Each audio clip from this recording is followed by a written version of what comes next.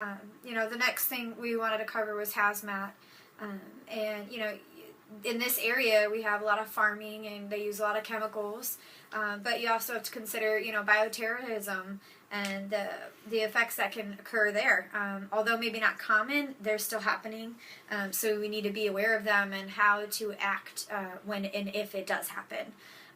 So with Danny, he plays a special role at St. Mary's, being the hazmat Riverside, the Riverside hazmat coordinator. So he has also had a lot of experience with that. And we've talked in the past about different countries and states that do it differently. I think Israel is probably one of those countries that is just amazing with their hazmat training as well as their response, and they have a lot of mechanisms even to how their building has been designed for their hospitals in order to care for those. But as you can see, they do have a lot more risks associated with those sort of problems that occur.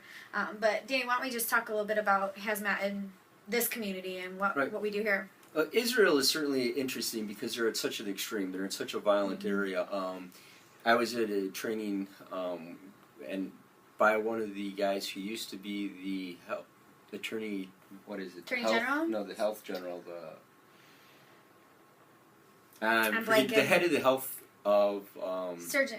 The Surgeon General. Thank you, the Surgeon General of Israel.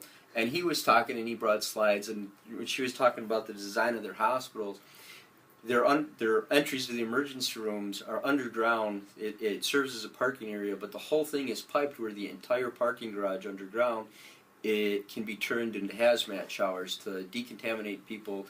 And then the doors into the hospital are actually blast doors. They're 8-foot thick doors that can be closed. So certainly the terrorist thing is much more on their mind than it is on our mind. Here in Kankakee, I'm worried about hazardous chemicals and stuff, but really not on the terrorist end of it, and certainly we'll deal with that if we have to. Thank goodness we haven't in this area yet. Mm-hmm. But we do have all sorts of chemicals in the area. I happen to sit on as a community advisory panel for 2 of the chemical companies in town, and it kind of helps me get an idea of what those chemical companies are doing to minimize the risk to the community. They'll take our input, but they also report to us, what kind of spills they have, what kind of accidents they have.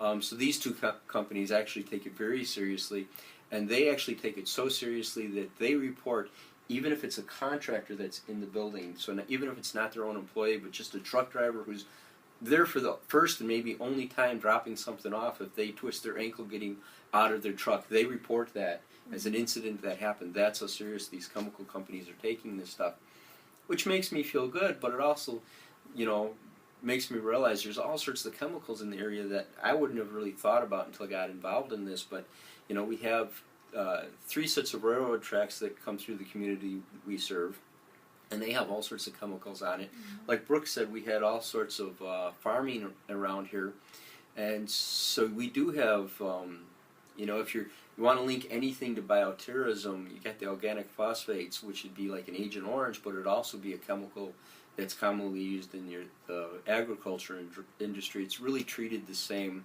way. So we have agriculture, we have railroad, we have semi-trucks coming through the area. Just north of us, they're having all these big rail yards put in. So, we certainly have a chance to see all sorts of different chemical or hazardous incidents in our area.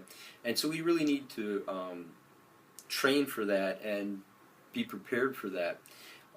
Most of the time in the past, everything that we've seen, if somebody came in from an industrial accident, they've already had some decontamination in the industry where they were working at. The very first time I had to deal with decontaminating a patient was a patient from one of the nuclear power plants was doused with a chemical called hydrazine, which at the time I knew nothing about, but luckily they not only sent the patient, they sent the MSDS sheets, and they sent the chemical engineer who could explain the MSDS sheet with at the time that this happened, we weren't all thinking hazmat. This was way before 9/11.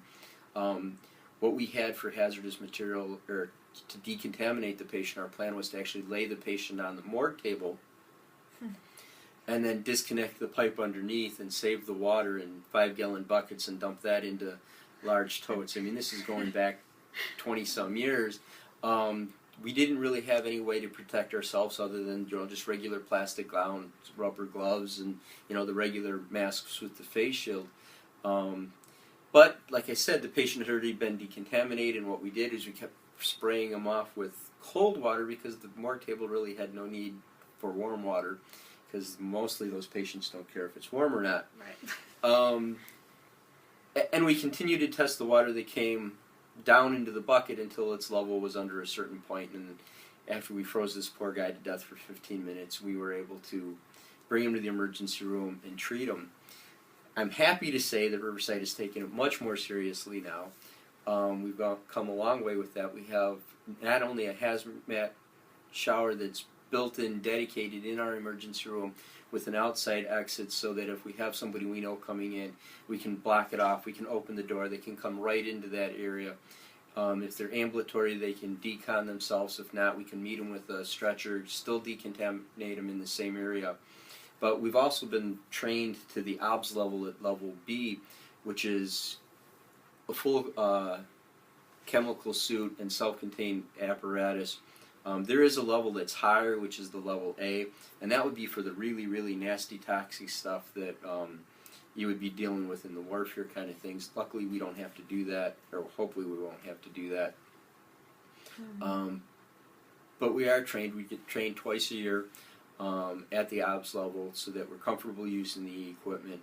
And then if there was a larger scale incident, we have portable tents that we can set up. And we actually have one that's set up in 3 compartments and has a conveyor belt that runs through it. So if we have non-ambulatory people, we can set them on their backboard on the conveyor belt, run them into the first area, cut their clothes off, run them into the second area, decontaminate them, slide them into the third area, put some gowns on them, and then move them through. We did have one incident in the community where we had a chemical, a food processing plant release a chemical on the patient. At first, when they got there, they didn't know what it was. But then it also turned out that the 11 people that they sent who had been contaminated with this, none of them spoke English. So that added another wrench to it. And we learned a lot from that because it was both men and women that were involved, and we realized we weren't set up to keep them their privacy at the best. So we made changes to that, to where they, you know, literally everybody got undressed together and decontaminated one at a time, but it was still not the best situation. And then we also learned that keeping everybody's belongings were important. So since then we've changed the equipment that we use to gather belongings from patients and keep track of whose belongings go with what. But again, this is something that's the whole community's been looking at, and like I had said earlier, we had to collect the water. We no longer have to do that unless it's the case of a radioactive material. And then we're probably not going to be using large amounts of water. But right now, as long as we can tell the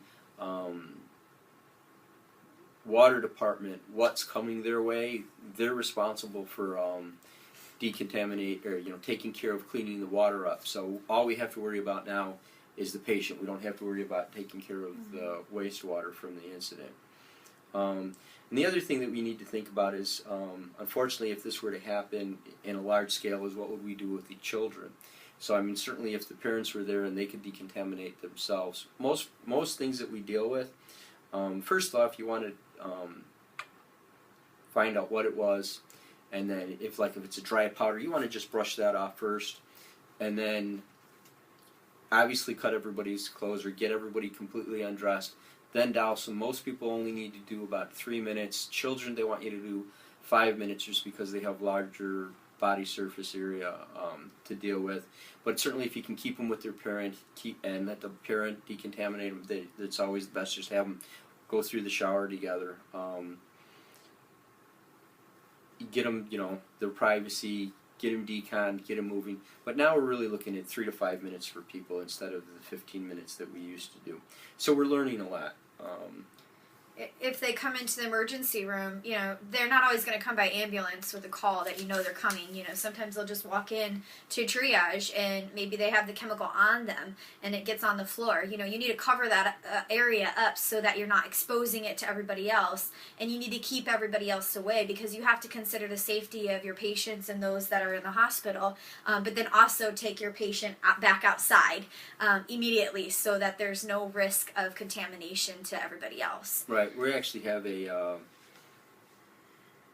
tarp that we're supposed to keep in triage so that we can wrap it around the patient, walk them back out, walk them back down to the decontamination shower, and then take them in the outside entrance for that, get them decontaminated where they are. But again, that's one of those things, as long as they're ambulatory, that's fine. It's what do you do when they're not ambulatory? Can you get them in a wheelchair and do the same thing, or get them in a cot and do the same thing with, you know, and then coordinate, you know, have security coordinate off the area, get housekeeping in to get it cleaned up. Absolutely. So you have to have lots of people involved when you do that.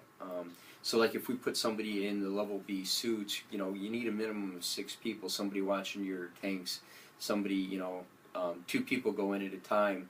So if one, you know, something happens to one person, there's somebody else in there to help them, and then you have 2 people almost ready that are like 3/4 of the way suited up, so that if something happens to them or when they time out or get exhausted, the next crew can go in. So you need lots of people to do these things. And Danny mentioned previously the MSDS, and those really are your material safety data sheets. All hospitals will have copies of these, and a lot of times they're in binders, and every unit in your hospital will have one, or 2, depending on, you know, their locations. So you will want to know where these are at when you do start to work on your hospitals, but they are basically, they have every chemical that's made in the United States, and you can go through and look up what that chemical is, what it's made out of, what are the side effects and risk factors associated with that. It gives you all the healthcare information that you need to do your job to treat that patient effectively. And then some cases you may not know, so, you know, we have to... OSHA requires that anybody who's dealing with a chemical has to have the MSDS sheet for that chemical with it. Like if it's the chemicals on a train, the conductor has to have an MSDS sheet for that chemical. We had an interesting case where a guy with a lawn chemical company, he had his MSDS sheet behind the seat of his truck, and then he had gotten the chemical all over him, and he had gotten into his truck and drove himself to the hospital after the spill. So, you know, as we were decontaminating, we asked him, well, where's the MSDS sheet? He goes, well, it's in my truck. And I was like, well, you just drove in your truck and you were contaminated. So we actually had to put our suits on, walk across the street to get the MSDS sheet to find out what the chemical was. If you can find the name, all the MSDS sheets are online. Fortunately, there's lots of great online equipment to help you find, or software out there to help you find what's going on and help you treat the patients, find, you know, what do you have to do to take care of their patients, how long they have to be decontaminated for, what are the signs you're looking for.